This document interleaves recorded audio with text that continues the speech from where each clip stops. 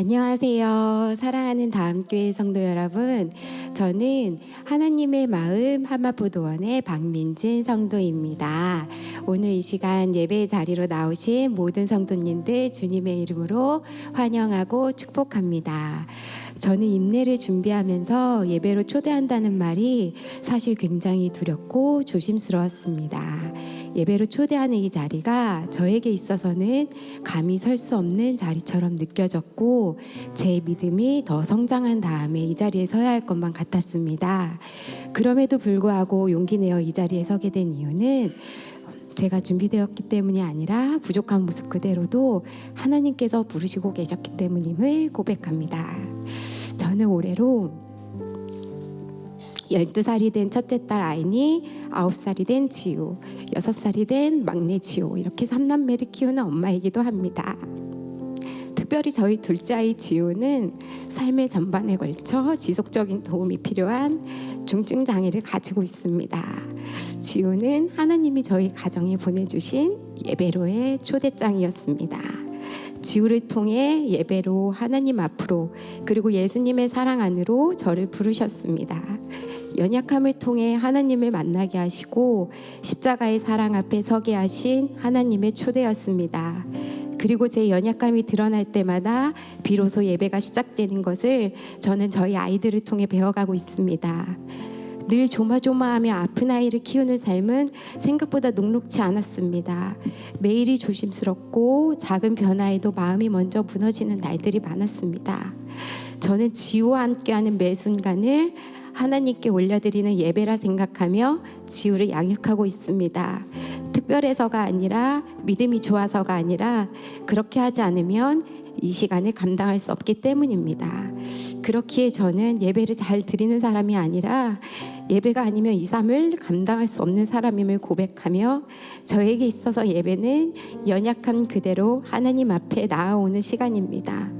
여전히 어렵고 여전히 부족하지만 예수님과 함께 걷고 있기에 이 연약한 일상도 예배가 되어 하나님 앞에 올려지고 있음에 그저 감사할 뿐입니다.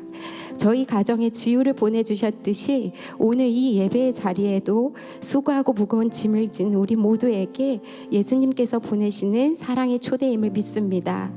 혹시 오늘 이 자리에 숨죽여 울면서 어찌할 바를 몰라 붙잡는 심정으로 예배의 자리에 나오신 성도님들이 계신다면 오늘 올려드리는 이 예배가 버티기 위해 나온 우리의 마음을 예수님 안에서 잠시 내려놓을 수 있는 시간이 되기를 소망합니다.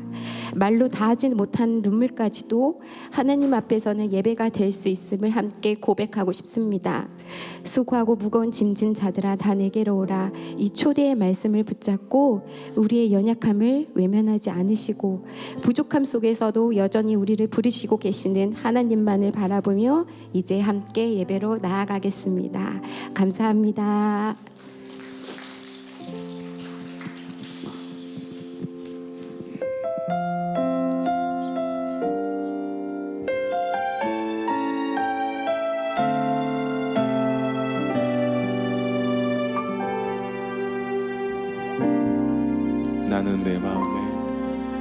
나는 내 마음에 복음이 흥했던 곳에서 다시 아버지를 만나고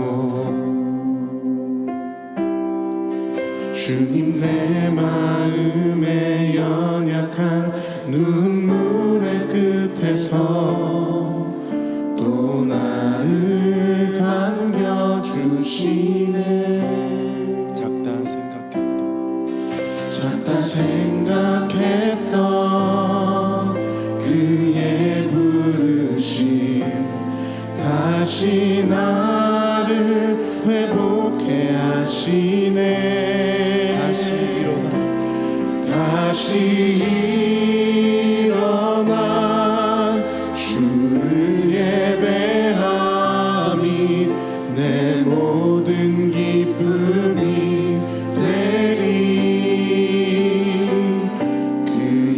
기쁨 되어 삶의 모든 순간을 주께 다 내어드리리.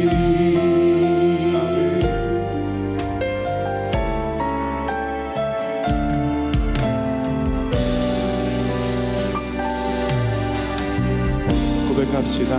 나는 내 마음에 복음이 등했던 곳에서 다시 아버지를 만나고 주님 내 마음에 연약한 눈물의 끝에서 또 나를 반겨주시네. 작다 생각했던 그의 부르심 다시 나를 회복해 하시네. 다시 일어나 주를 예배함이 내 모든 기쁨이 되리. 그의 기쁨 되어 삶의 모든 순간을 주께 다 내어 다시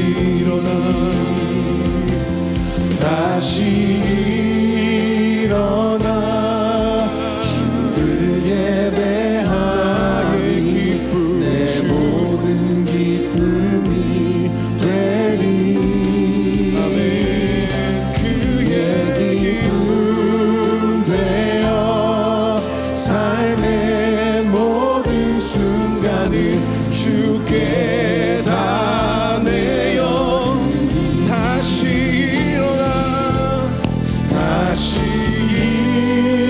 일어나 주를 예배하니 내 모든 기쁨이 되리. 그의 기쁨 되어 삶의 모든 순간을 주께 다 내어 다시 일어나 주를 예배합니다. 다시 일어나 주를 예배하니 내 모든 기쁨이 되리.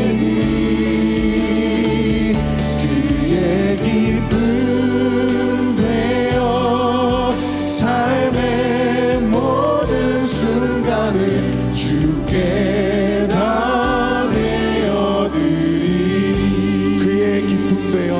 그의 기쁨 되어 삶의 모든 순간을 주께 다 내어드리리. 아멘. 괜찮으시면 다 함께 일어나서 우리의 온 삶을 인도하시고 지금도 주관하시는 그 하나님의 이름을 높여드리십시다. 할렐루야.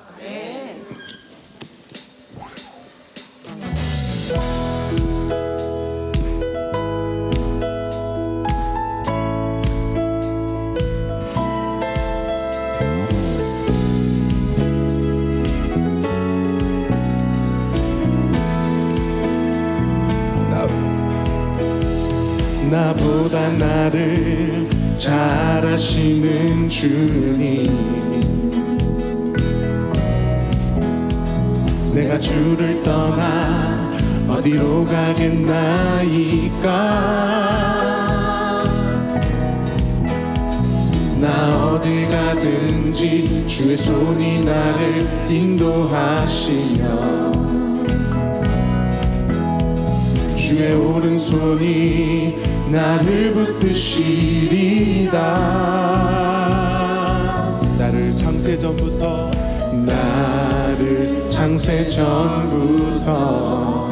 계획하시고 지금까지 인도하시네.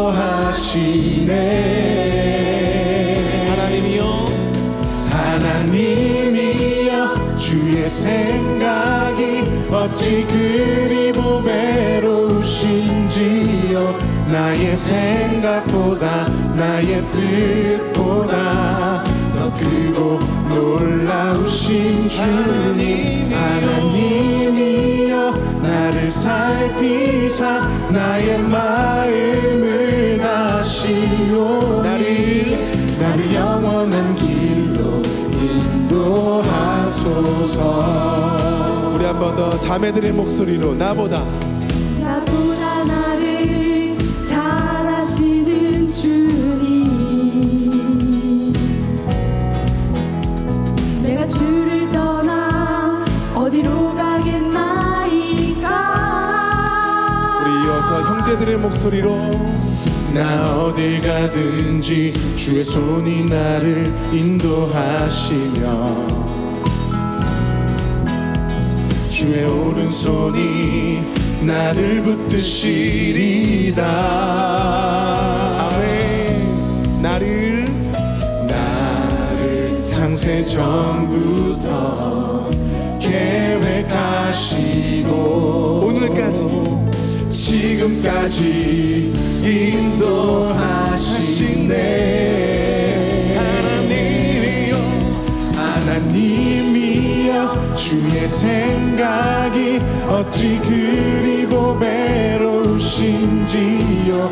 나의 생각보다 나의 뜻보다 더 크고 놀라우신 주님 하나님이여 나를 살피사 나의 마음을 다시오니 나를 영원한 길로 인도하소서.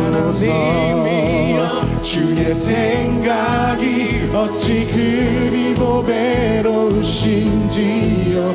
나의 생각보다 나의 뜻보다 더 크고 놀라우신 주 하나님이여 나를 살피사 나의 마음을 다시오니 나를 영원한 길로 인도하소서. 하나님이여 주의 생각이 어찌 그리 보배로우신지요. 나의 생각보다 나의 뜻보다 더 크고 놀라우신 나의 주 하나님이여 나를 살피사 나의 마음을 다시오니 나를 영원한 길로 인도하소서.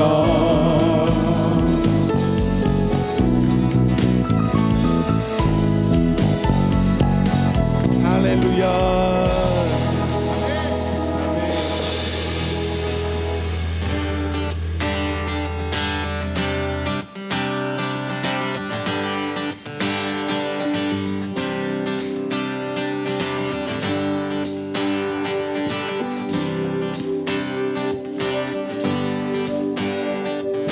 모두 나와 주 경배하네. 인도하신 부르심 따라 우리의 힘과 계획을 내려놓고 주님만 바라보네. 생명 주신 주님 함께 허물과 죄 고백함으로 주의 얼굴 구합니다. 주님의 얼굴 전심으로 구할 때 아멘. 주님 응답하시네. 이곳에서 주님을 예배하네. 여기까지 우리를 인도하셨네. 주의 크신 능력 우릴 붙드셨네. 주님 앞에 나올 때 이곳에서 우리는 예배하네. 행하신 일 다 함께 노래하네. 우리를 돌이키시는 주의 계획 이곳에 세우셨네. 우리 위해. 아멘.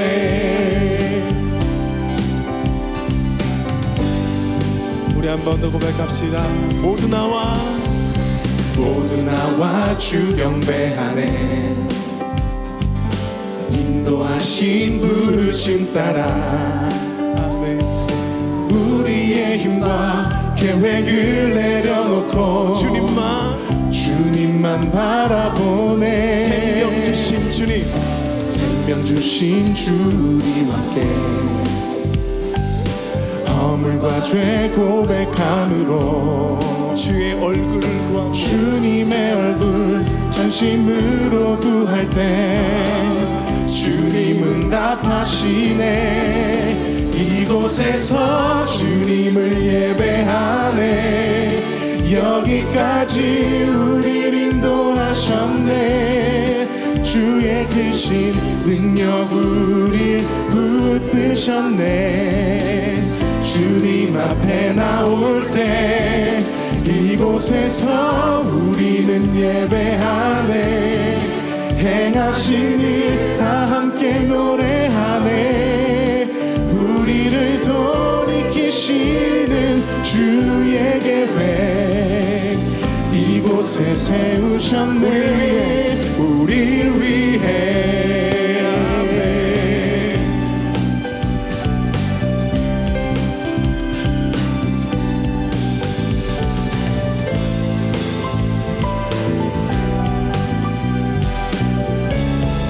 우리의 목소리로 이곳에서 주님을 예배하네. 여기까지 우릴 인도하셨네. 주의 크신 능력 우릴 붙드셨네. 주님 앞에 나올 때 이곳에서 우리는 예배하네. 행하신 일 다 함께 노래하네. 우리를 돌이키시는 주의 계획 우리 한 번 더 고백합시다. 이곳에서 주님을 예배하네. 여기까지 우리를 인도하셨네. 주의 크신 능력 우리 붙드셨네. 주님 앞에 나올 때 이곳에서 주님을 예배하네. 행하신 일 다 함께 노래하네. 우리를 돌이키시는 주의 계획 이곳에 세우셨네. 우리 위해. 이곳에서 주님을 예배하네. 여기까지 인도하신 주, 여기까지 우릴 인도하셨네. 주의 크신 능력 우릴 붙드셨네. 주님 앞에 나올 때 이곳에서 우리는 예배하네. 행하신 일 다 함께 노래하네. 우리를 돌이키시는 주의 계획 이곳에 세우셨네. 우리 위해. 할렐루야. 그 주님께 감사와 영광의 박수로 주님 감사합니다. 주님 행하신 일들 찬양합니다. 모두 자리에 앉겠습니다. 우리 함께 시간 예배를 위해 기도하겠습니다.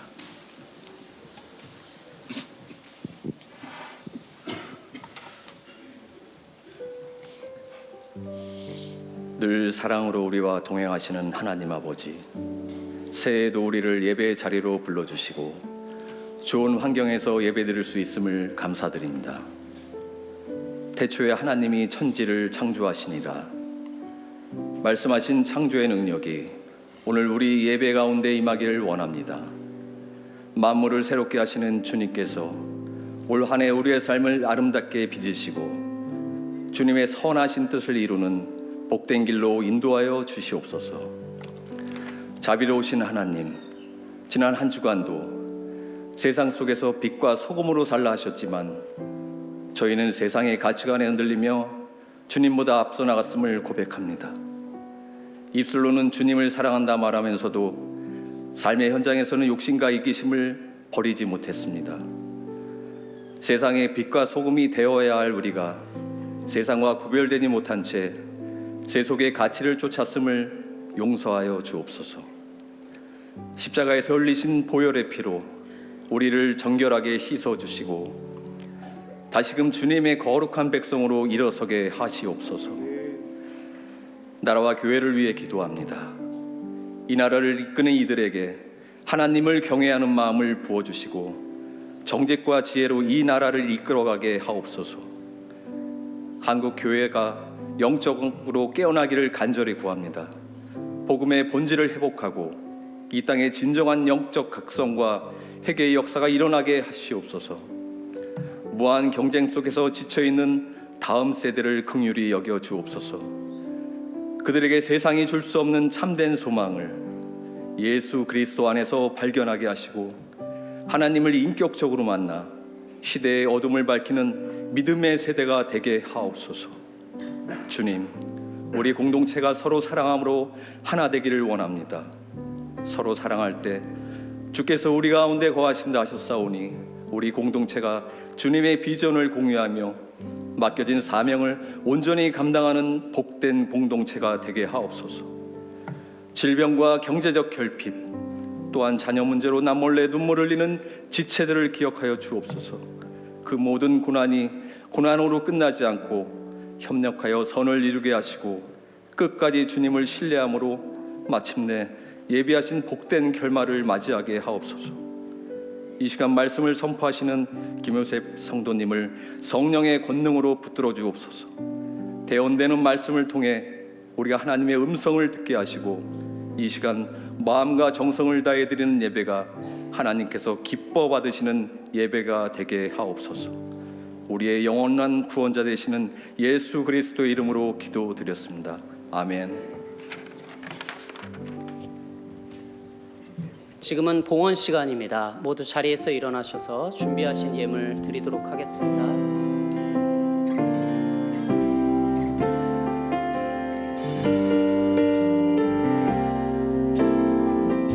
나 주님의 기쁨이라. 나 주님의 기쁨 되기 원하네. 내 마음을 새롭게 하소서.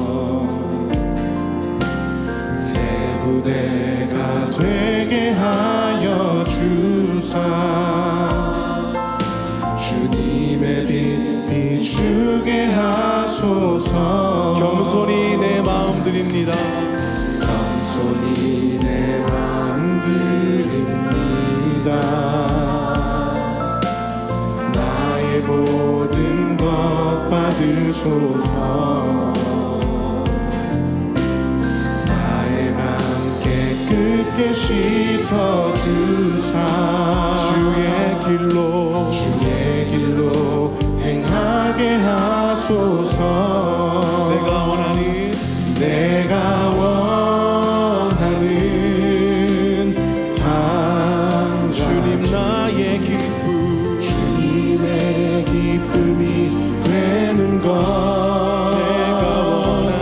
내가 원하는 한 가지.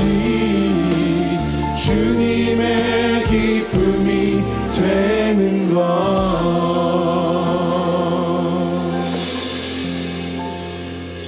감사합니다.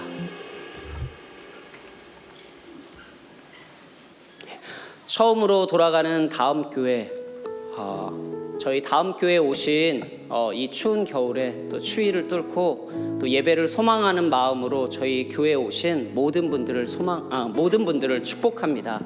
예, 지금 이 시간은 저희 교회를 처음 방문하셨거나 이제 오랜만에 방문하신 분들을 이렇게 환영하고 교제하는 시간인데요. 혹시 자리에 앉으신 상태에서 오늘 저희 교회를 처음 방문하신 가정이나 성도님들이 계시다면 잠깐 이렇게 손을 들어서 표시해 주시면 좋을 것 같습니다. 저희 주변을 돌아보니까 저쪽에 가정이 계시고요. 그리고 제 오른쪽에 또 여기 지하 1층에도 계시고요. 아까 지하 1층에도 이쪽에도 자녀들과 함께 나오셨습니다. 벌써 이렇게 3-4 가정이 보이는데요. 오늘 처음 오신 분들은 자리에 앉아 계시고요. 기존의 성도님들은 자리에서 일어나셔서 그래도 환영의 인사를 좀 드리도록 하겠습니다.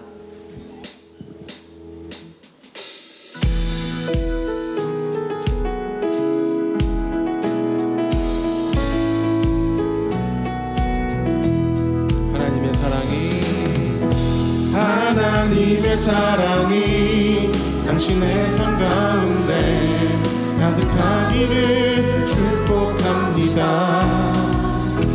하나님의 은혜가 우리 가운데 가득하길 기도합니다. 좌우 앞뒤로 돌아보시면서 인사하겠습니다. 하나님의 사랑이 당신의 삶 가운데 가득하기를 축복합니다.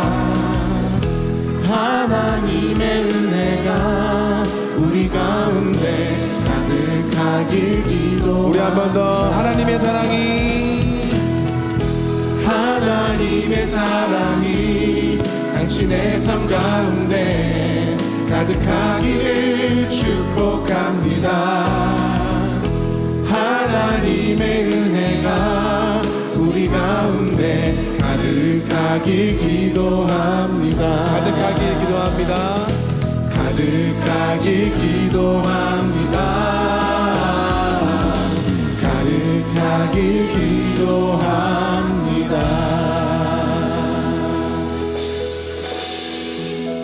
교회 광고 영상으로 보도록 하겠습니다.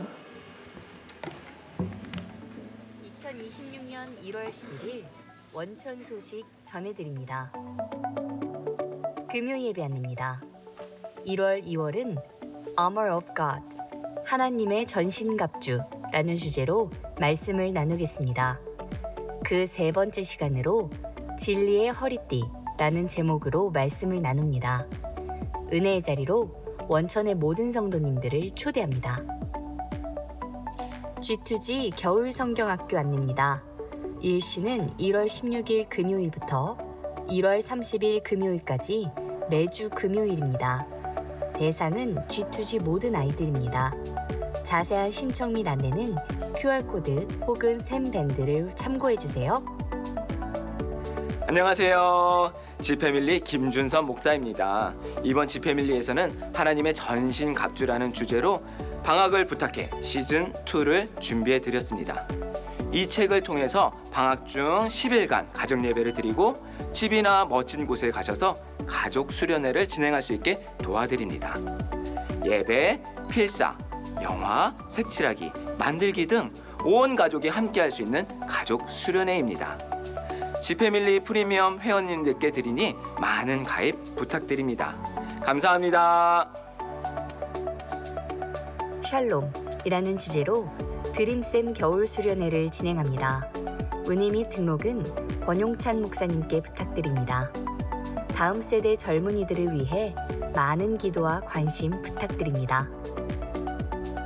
2026년 BMS 미디어 캠프를 1월 20일 화요일부터 23일 금요일까지 진행합니다. 자세한 안내 및 신청은 QR코드를 참고해주세요. 이상 자세한 안내는 주보를 참고해주세요. 오늘 저희 원천 다음 교회에 처음 방문하신 성도님들 중 저희 교회 등록을 원하시는 가정이 있다면 제 기준 오른쪽으로 지하 1층 니고데모 홀에서 등록을 도와드리고 있습니다. 저희가 이제 한 달 동안 설 연휴 이후의 주일까지 G2G 방학을 하는데요. 저희가 자녀들과 함께 이렇게 예배를 드리면서 저희 채플실 내에서 음식물을 섭취하지 않는 규칙을 지켜주시기를 부탁드리겠습니다. 이어서 성경 봉독하도록 하겠습니다.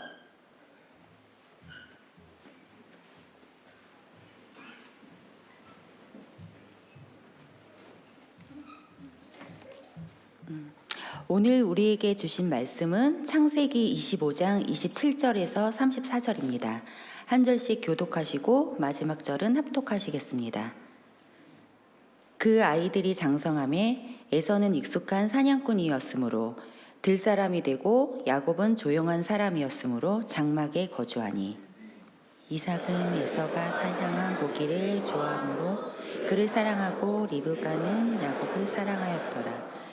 야곱이 죽을 쑤었더니 에서가 들에서 돌아와서 심히 피곤하여 야곱에게 이르되 내가 피곤하니 그 굵은 것을 네가 먹게 하라 하지라. 그러므로 에서의 별명은 에돔이더라. 야곱이 이르되 형의 장자의 명분을 오늘 내가 팔라. 에서가 이르되 내가 죽게 되었으니 이 장자의 명분이 내게 무엇이 유익하리요.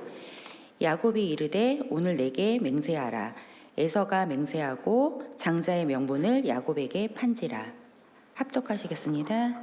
야곱이 떡과 팥죽을 에서에게 주매 에서가 먹으며 마시고 일어나 갔으니 에서가 장자의 명분을 가볍게 여김이었더라. 아멘.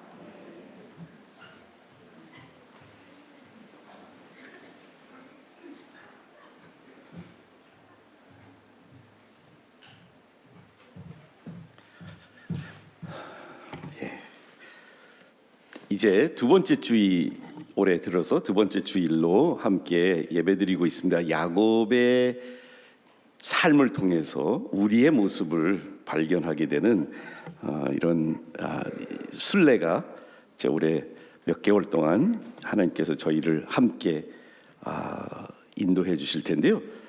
우리 특별히 오늘은 이제 지난주에 그 출생에 대한 이야기와 함께 이제 그 태어나서 서로 다른 모습을 가진 에서와 야곱의 이야기, 그리고 성경에 나오는 많은 형제들의 이야기를 통해서 우리들의 모습을 다시 한번 보고 싶어요.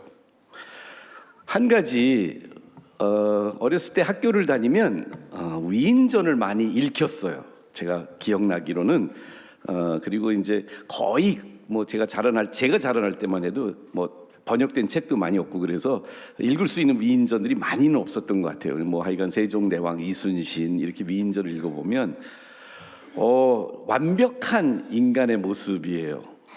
뭐 요즘 백종원 씨 말을 빌리면 좀 있어 보이는 사람들만 위인전에 들어가는 것 같았어요. 근데 성경은 위인전이 아니더라고요. 성경에 나오는 우리가 위인이라고 생각할 수 있는 아브라함, 이삭, 야곱, 이들의 이야기를 좀 성경을 제대로 읽으면 액면 그대로 그 스토리를 자세히 보면 그 안에 위인들이 아닌 모습들이 너무 많이 나와요. 특별히 야곱의 이야기는 더 그런 것 같습니다. 야곱이 태어나서 자라는 과정 속에서 야곱의 모습 속에, 야곱의 삶 속에 심각한 부적응 가정, dysfunctional family의 모습이 너무 튀어나온 것 같아요. 또 너무 튀는 것 같아요. 그 중에 오늘은 특별히 영어로는 이 단어를 sibling rivalry라고 하는데, 형제, sibling은 이렇게 남매 형제 뭐 그는 남매도 될 수 있고 형제도 될 수가 있는데 서로 굉장히 경쟁적으로 살아가는 모습을 우리 성경은 우리에게 보여주고 있습니다. 다른데요, 둘이 오늘 본문에서 본 것처럼 다른데 틀린 것처럼 여겨지는 것 같습니다. 옆에 있는 한번 앞뒤로 한번 이렇게 돌아보시죠. 한번 이렇게 쭉 한번 보세요. 어떠세요? 그러니까 뭘 보시냐면 이분들 있어 보이지 않으세요? 딱 보시면 다 괜찮은 사람들 같이 보여요. 그렇죠? 가정도 평안한 것 같고, 부부가 오늘 우리 이소영 우리 오늘 기도하시고 성경 봉독 오랜만에 이제 뒤에서 무대 뒤에서 항상 우리 영상팀 봉사하고 계신데 오늘 두 내외가 이렇게 어떻게 이렇게 또 둘이 굉장히 닮으셨어요. 예, 키도 크시고 날씬하시고 오늘 참 있어 보이시는데 참 제가 감동스러웠습니다. 저는 배불뚝이고 막 키도 작고 그런데 저 둘 닮아보고 싶은 그런 부부의 모습을 오늘 보게 되었어요. 저렇게 있어 보이시는데 집에서는 어떻게 지내실까 궁금합니다. 저희 가족 사진을 하나 준비했습니다. 저희 부모님은 가장 완벽한 3남매를 낳으시고 기르셨습니다. 큰아들인 저, 여동생, 그리고 막내 동생 보시면 정말 천사 같은 아이들이 아닐까요? 사실은 뭐 요즘은 SNS에 떠오르는 뭐 이렇게 올라오는 뭐 자기를 우리가 알려면 SNS를 보면 거의 멋진 모습들, 멋진 사진들만 보여주지 않아요? 부럽게 다른 사람 부러우면 진대는데 다른 사람들이 질 수 있도록 부럽게 보이는 우리들의 모습이 있습니다. 그런데 저렇게 아름다운 정말 하얀 천사 같은 저 3남매의 가정의 삶은 어땠을까요? 저는 자라나면서 2살밖에 차이가 안 나는 여동생은 처음부터 태어나면 거의 에서와 야곱처럼 가장 어렸을 때의 개념 머릿속에서도 저에게 경쟁 대상은 여동생이었습니다. 아니, 여동생이 저를 오빠로 대하지 않은 것 같았습니다. 학교에서 상 받아오는 것, 그림을 그리는 것, 피아노를 치는 것, 심지어는 손님들이 우리 집에 오셔서 서빙을 우리 둘이 하게 되는데 서빙하는 것까지도 다 경쟁이었습니다. 근데 항상 제 기억으로는 여동생이 2살 차이인데 나보다 어린데 여동생이 항상 다 잘했던 것 같아요. 둘이 같이 초등학교 들어가서 사생대회를 학교에서 선생님이 각자 이제 저 3학년 때 우리 동생 1학년 때 같이 나갔는데 얘는 상을 받고 저는 상을 안 받았습니다. 집에 가니까 아버지가 상 받은 여동생한테만 엄청나게 칭찬을 많이 해주는 거예요. 그 이후로 저는 미술을 아주 싫어하는 사람이 됐습니다. 동생을 싫어할 수는 없었으니까요. 피아노 레슨을 같이 받기 시작했습니다. 근데 여동생이 저보다 빨리 치더라고요. 저는 연습을 해도 그 진도가 안 나가는 거예요. 결국 여동생은 피아노를 전공해서 대학원까지, 아니 박사학위까지 피아노로 박사학위를 받았어요. 저는 지금도 찹스틱스밖에 못 칩니다.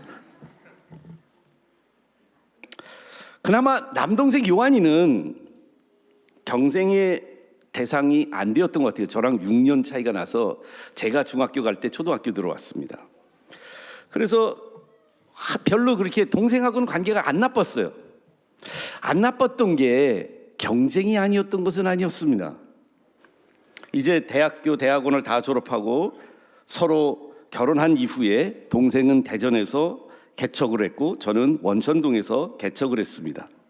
물론 제가 먼저 했죠. 다 목회도 먼저 했고 졸업도 먼저 했고 그런데 이제 아버님 아직 중앙침례교회 담임 목사님이셨기 때문에 가끔 해외를 나가시면 어떤 때는 저를 어떤 때는 동생을 아버님 대신 설교하도록 중앙침례교회에 설교 초청을 해주십니다.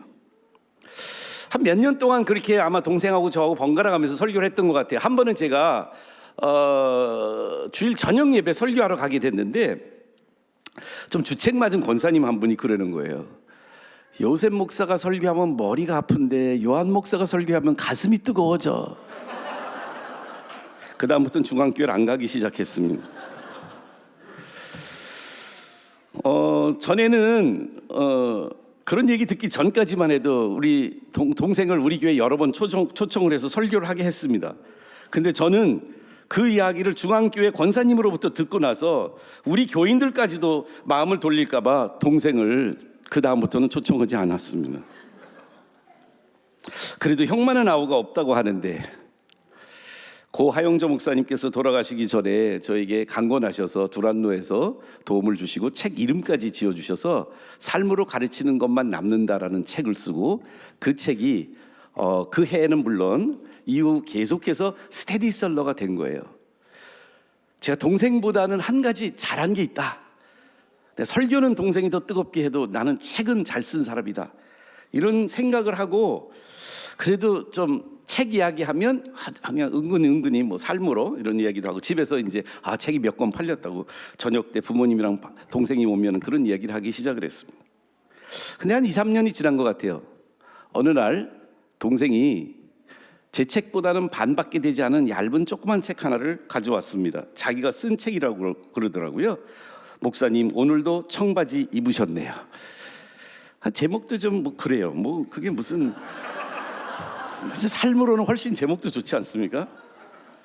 그런데 세월이 흐르면서 동생은 매년에 책 한두 권을 내기 시작해서 지금 20권 가까이 되는 책을 낸 정말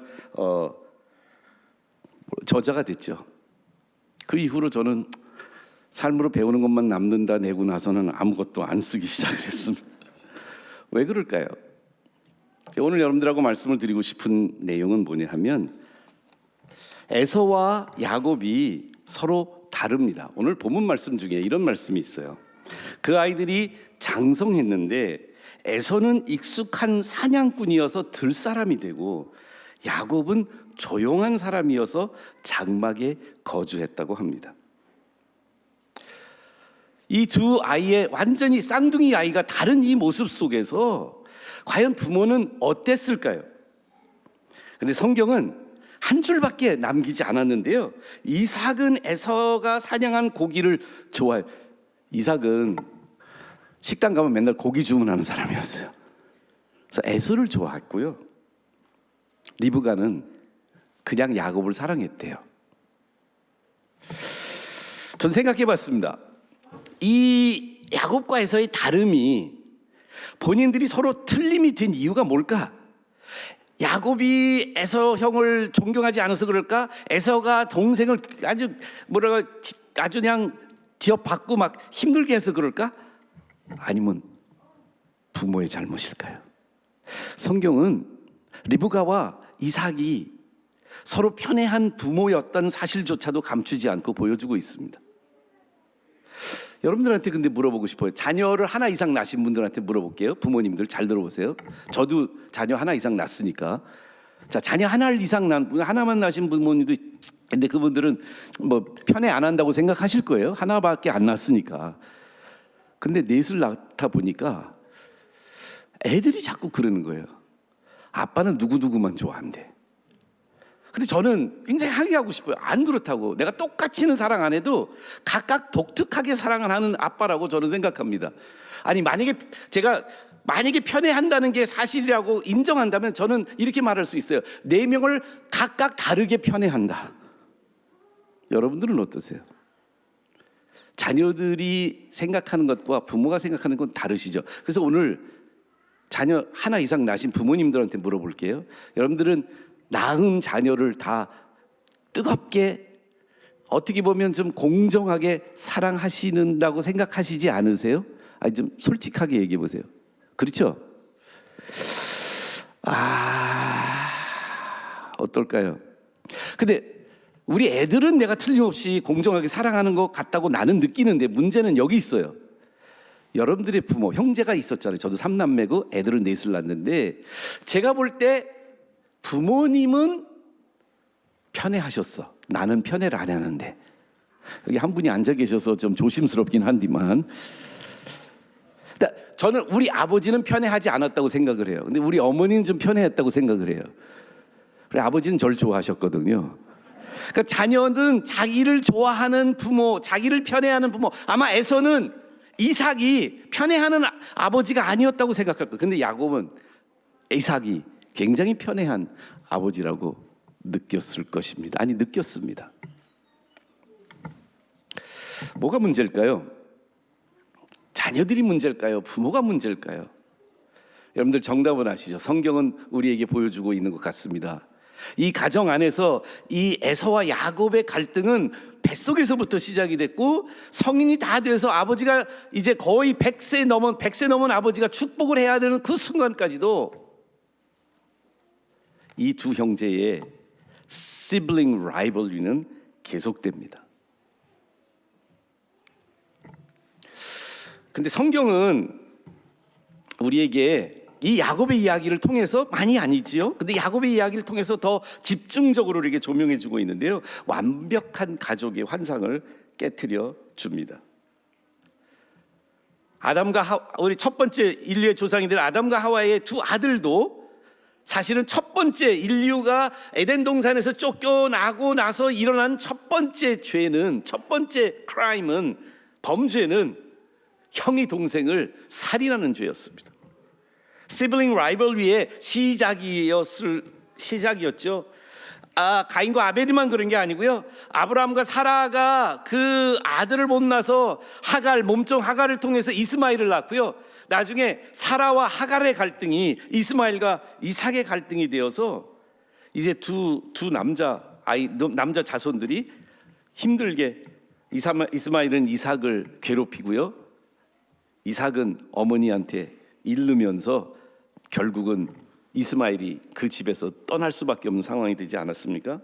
물론 오늘의 이야기 야곱과 에서, 심지어 창세기의 끝부분에 나오는 요셉과 그 형제들의 이야기를 보면 편애를 받은 야곱이 편애하는 아빠가 되지요.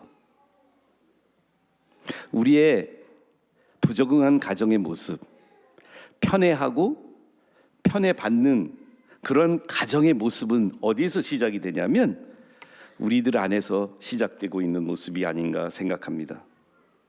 성경의 구속사 역사는 화목한 가정이 아닙니다. 치열하고 살인적이고 경쟁으로 얼룩진 가족을 통해서 우리의 완벽함이 아니라 우리의 망가짐을 통해서 하나님의 은혜를 깨닫게 하십니다. 시빙 라이벌리의 시조였던 가인과 아벨, 특별히 동생을 죽였던 형의 하나님께 한 그의 마음, 그의 대답을 한번 보세요. 여호와께서 가인에게 이르시되 내 아우 아벨이 어디 있느냐? 그가 이르되 나는 몰라요. 죽여놓고선 내가 내 아우를 지키는 자이니까. 우리 안에 형제들의 관계 속에서 우리의 자녀들도 그렇고요, 우리들도 그렇고요, 우리의 부모님들도 그렇고요, 우리 모든 가정들 안에는 성경이 우리에게 제대로 스포트라이트를 켜서 우리의 가정을 제대로 보게 한다면 우리들 다 선의의 경쟁이 아니라 악의의 갈등이 우리 안에 일어나고 있는 것 같습니다. 갈등의 부채질은 부모의 편애이고요, 갈등의 시작은 우리 스스로 다 각자가 자기 중심성에서 제한된 사랑, 제한된 소유, 제한된 자기 하고 싶은 것을 상대방 때문에 못한다는 생각이 우리 안에 있는 거죠. 축복을 가로채는, 팥죽으로 장자의 명분을 파는 이러한 모습들이 우리 안에서 반복되고 있는 모습을 성경은 그려주고 있습니다. 야곱의 이름 뜻 아시죠? 태어날 때 에서라는 뜻은 붉다는 이야기고요. 에서는 붉은 게 많아요. 그래서 아까도 성경에서 읽었지만, 본문에서 읽었지만, 에서는 털을 많이 가지고 붉은 털을 약간 레드 헤어 같은 빨간색, 붉은색이 많아요. 근데 팥죽도 붉은색이고요. 그래서 에돔이란 별명을 받아서 에돔의 시조가 됩니다. 에돔도 그 나라 말로, 그 당시 그 지역의 아람 말로 붉다는 이야기예요. 근데 야곱의 이야기는 발꿈치를 붙잡는다는 이야기입니다. 히브리 말로 야콥은 발 뒤꿈치를 잡는 사람이다 라는 이야기가 있어요. 뱃속에서부터 야곱이 나올 때 형의 발 뒤꿈치를 붙잡고 나왔다는 이야기를 지난주에 우리가 봤는데요. 이 발 뒤꿈치를 붙잡는다는 건 뭘까요? 자기가 먼저 나오겠다고 형하고 싸우다가 형 발을 끌어서 땡겨서 내가 먼저 나오겠다고 하고 있는 이 야망의 야곱입니다. 형보다 앞서 나가기 위해서 1인자가 되기 위해서 발버둥 치고 있는 모습은 우리들의 모습이 아닐까요? 나중에 에서가 이렇게 말합니다. 아버지한테 말합니다. 축복을 가로챈 야곱을 향해서 에서는 이렇게 말합니다. 그가 그 속임이라는 단어는 아카브라는 단어인데요, 야곱의 단어하고 그 라임이 되죠. 두 번째입니다. 동생한테 두 번씩이나 장자의 명분을 빼앗기고 축복을 빼앗긴 이 에서의 마음속에 동생은 자기를 항상 발목 잡는 사람. 결국은 에서는 이런 마음을 갖게 됩니다. 그의 아버지가 야곱에게 축복을 한 그 축복으로 말미암아 에서가 야곱을 미워하여 심중에 이르기를 아버지가 죽으시면, 아버지가 돌아가시면 내가 내 아우 야곱을 죽이리라. 가인의 마음이 에서한테까지 흘러내려와 있습니다. 우리들의 가정은, 우리들의 모습 속에는 소망을 버리고, 하나님의 선물인 소망을 버리고, 우리 안에 나 스스로 내 필요를 내가 채우겠다는, 내가 원하는 것을 내가 원하는 시간에 내가 원하는 방법으로 채우겠다는 자기 중심적 죄성이 우리를 지배하고 있을 때는 소망은 야망으로 발목 잡는 존재로 우리를 바꾸어 버립니다.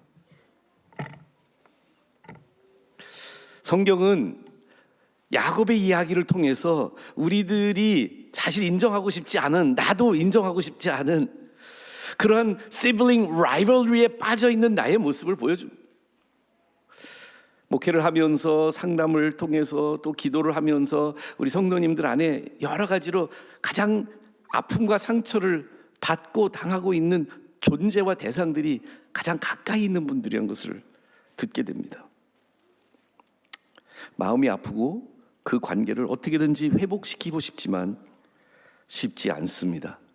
야곱과 에서는 결국은 죽이려고 하는 마음과 형을 피해 도망하면서 20년 동안 절연의 관계, 전혀 이야기할 수 없는, 전혀 만날 수 없는, 전혀 같이 지낼 수 없는 극단적인 관계까지 야곱과 에서의 관계는 진행이 됩니다.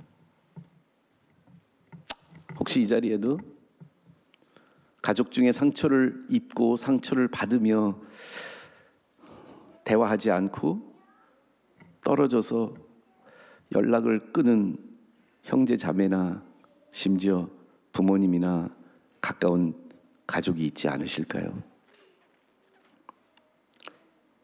가망이 있을까요? 우리 안에 회복은 어떻게 일어날까요? 어디서 올까요?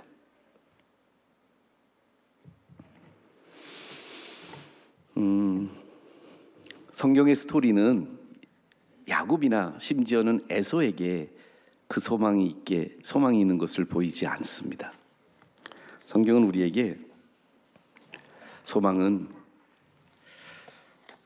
예수님을 통해서만 가능하다는 것을 보여줍니다. 에베소서는 예수님을 이렇게 말합니다. 예수님에 대해서 이렇게 우리에게 설명합니다. 전에 멀리 있던 너희가 그리스도 예수 안에서 그리스도의 피로 가까워졌느니라. 그는 우리의 화평이신지라. 그는 우리의 화평이세요. 예수 그리스도만 우리를 하나 되게 하실 수 있습니다. 깨어진 우리, 담 싸서 만나지 않고 있는 우리들을 둘로 하나를 만드사 원수된 것, 중간에 막힌 담을 자기 육체로 예수님의 십자가로 허물어 주셨던 것입니다. 이는 둘로 자기 안에서 한 새 사람을 지어 화평하게 하시고 또 십자가로 이 둘을 한 몸으로 하나님과 화목하게 하려 하심이라. 원수된 것을 십자가로 소멸하시느니라. 가인과 아벨부터 이스마엘과 이삭, 에서와 야곱, 요셉과 그 형들, 신약에 와서는 마리아와 마르다까지 이어지는 sibling rivalry, 우리 안에 있는 형제 간의 그 경쟁심과 그 갈등의 모습들을 십자가에서 예수님은 그 담장을 허무셨고요, 막힌 담을 허무셨고요, 갈등의 마음을 용서의 마음으로 바꾸어 주신 분이십니다.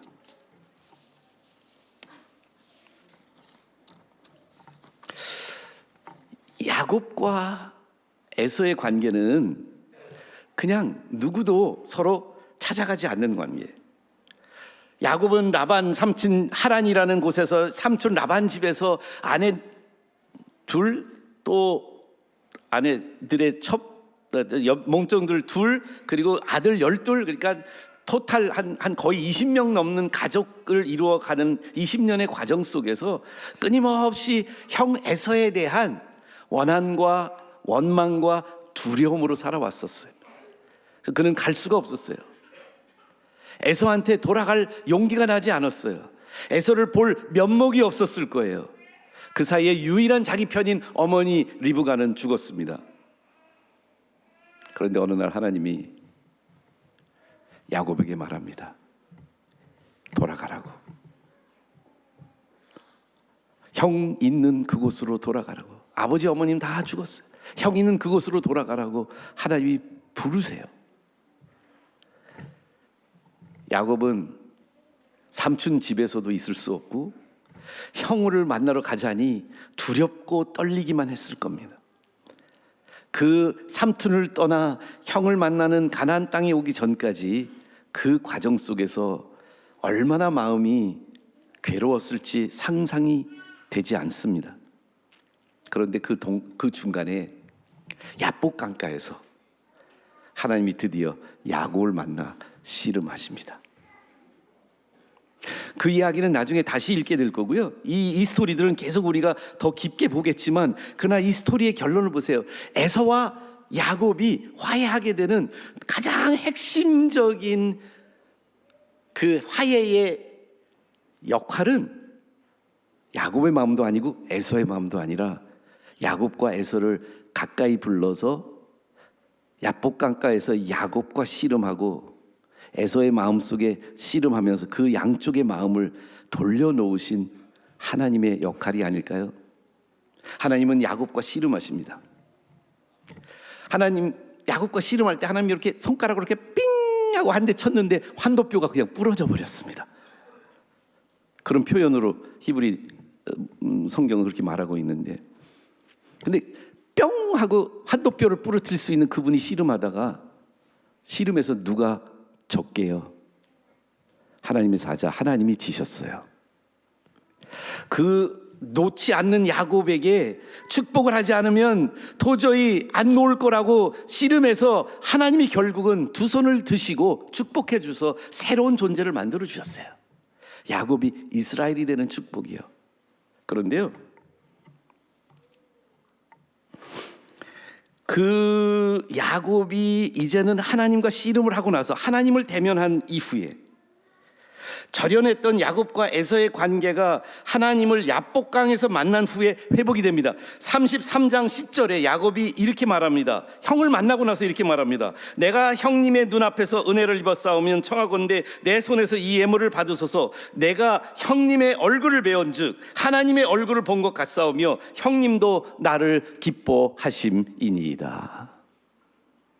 야곱과 에서의 회복의 중간에는요, 야복강가에서 밤중에 야곱을 만나 그 야곱을 이스라엘로 바꾸어 주신 그의 인생을 경쟁의 대상에서부터 쩔름발이의 인생으로 바꿔 주시면서 회복의 관계를 이루어 주신 하나님과의 만남이 아니었는가 생각합니다. 두 개의 발꿈치가 있습니다. 태어나면서부터 형을 경쟁의 대상으로만 생각했던 야곱이 잡았던 발꿈치가 있어요. 그런데 그 삐뚤어지고 죄로 인해 뒤틀리고 죄로 인해 경쟁적인 대상으로 모든 관계를 볼 수밖에 없도록 우리 안에 굴절되어 있는 마음을 고칠 수 있었던 것은 발꿈치가 물렸던 예수님의 보혈 때문이 아닐까요? 아벨의 피가 정의와 응보를 호소합니다. 성경은 아벨의 피가, 하나님이 말씀하십니다. 아벨의 피가, 형이 죽인 아벨의 피가 하나님 향해서 이것은 반드시 어떤 심판과 정의가 일어나야 된다고 울부짖고 있다고 말합니다. 여러분들, 우리의 억울함이 관계를 회복할 수 없습니다. 인과응보적인 그런 하나님의 심판하심이 우리 안에 나에게 상처를 입힌 그 형제를 심판함으로 우리의 관계가 회복될 수가 없습니다. 아벨의 피는 우리를 구원하지 않습니다. 그러나 맏형 되시는 예수 그리스도의 피가 우리의 관계를 회복합니다. 내리용서를 저희 교회에서 2-3년 전에 세미나도 하고 우리 아마 포도원지기들 다 경험하셨을 거예요. 그때 그 브루스 히블, 토니 히블의 책 내리용서 안에 이런 표현이 있습니다. Anywhere you cut the gospel, it bleeds forgiveness. 복음은 어느 곳을 베어도 어느 곳을 들여다봐도 복음 안에는 용서의 보혈이 흐르고 있다고요.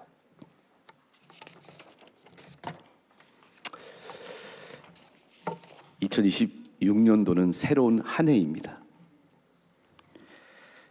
야곱의 삶을 통해서 우리가 스스로 노력하거나 우리가 착해지고 우리의 마음이 우리 스스로의 계몽을 통해서 변화되는 것이 아니라 2026년도 야곱을 만나주신 그 하나님, 보혈로 자신의 피를 흘리셔서 우리로 하여금 이제는 용서가 내가 준비됐을 때 형이든 동생이든 먼저 용서를 구하고 용서받을 자격이 있을 때가 아니라 예수 그리스도의 보혈로 용서받은 사람들만 행할 수 있는 그 용서의 회복이 여러분과 제 가족에 임하기를 주님의 이름으로 축원합니다. 시편 기자는 이렇게 말합니다. 보라, 형제가 연합하여 동거함이 어찌 그리 선하고 아름다운거. 예수님의 보혈로 용서의 회복이 깨어진 우리들 가정 안에 실현되는 2026년도 주님의 이름으로 축원합니다. 기도하시겠습니다.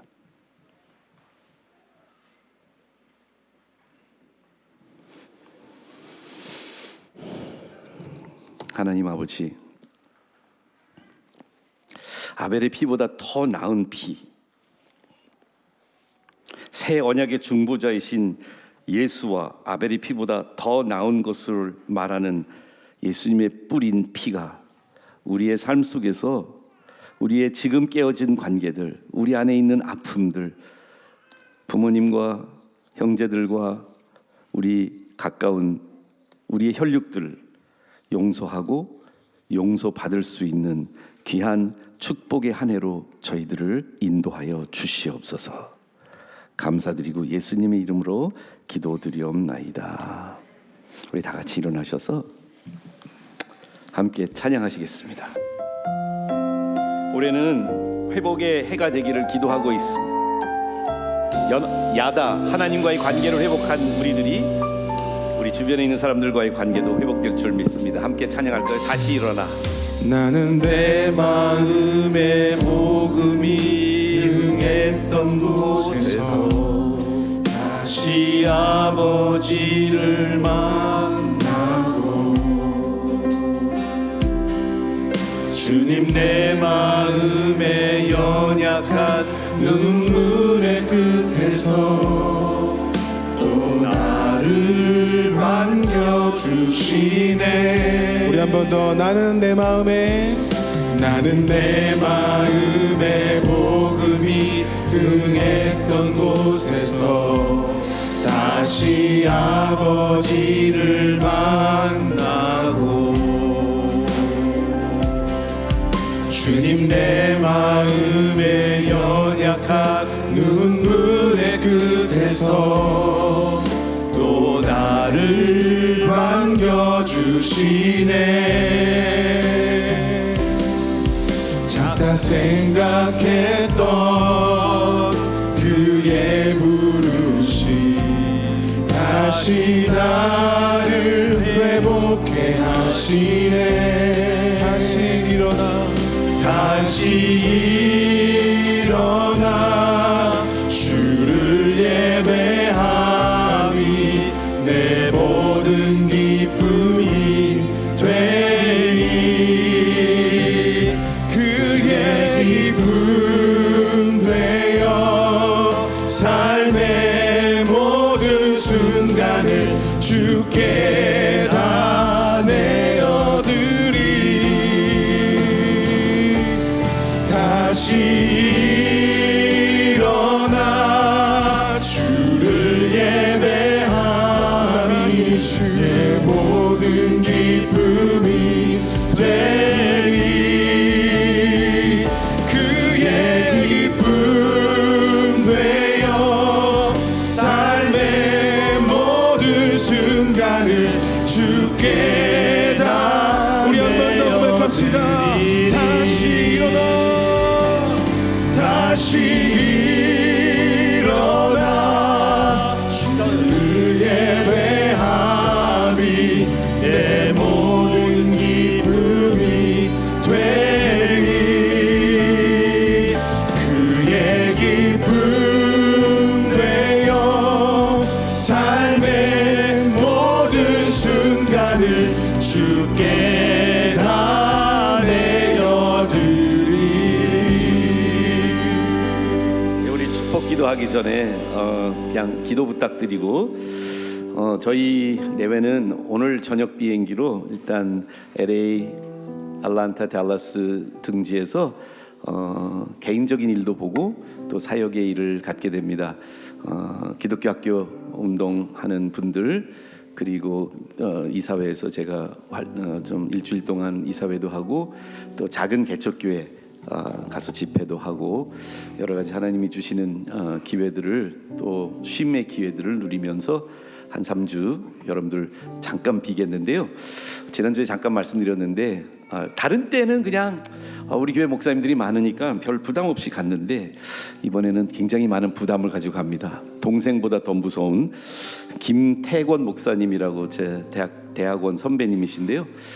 트리니티에서 저를 많이 아껴주시고 저를 동생으로 저는 형이 없는데 없는 형보다 더 형 노릇해 주셨던 우리 김태권 목사님이 3주 동안 오셔서 예수님의 기적 이야기를 통해서 또 복음을 여러분들한테 전해드릴 거예요. 3주 동안 함께 여러분들이 귀한 말씀의 은혜를 받으시고 저희 내외도 회복하고 충전하고 더 말씀을 잘 전할 수 있고 여러분들을 위해서 기도할 수 있는 그런 시간들을 가질 수 있도록 기도해 주시길 바라겠습니다. 다 같이 기도하시겠습니다. 이제는 우리 주 예수 그리스도의 지극히 크신 은혜, 하나님 아버지의 무한하신 사랑, 성령님의 감동 감화하심이 우리 안에 말하지 못하는 부끄러움들이 있어도 우리 안에 오랫동안 누구도 이야기하지 못했던 아픔들이 있어도 이 모든 것을 예수님의 보혈로 씻음을 받고 회복의 소망을 가지며 남은 여생을 주님을 붙잡고 주님의 보혈을 의지하며 상처를 회복하는 귀한 권속들 머리 위에 지금부터 영원히 함께 하시기를 축원하옵나이다.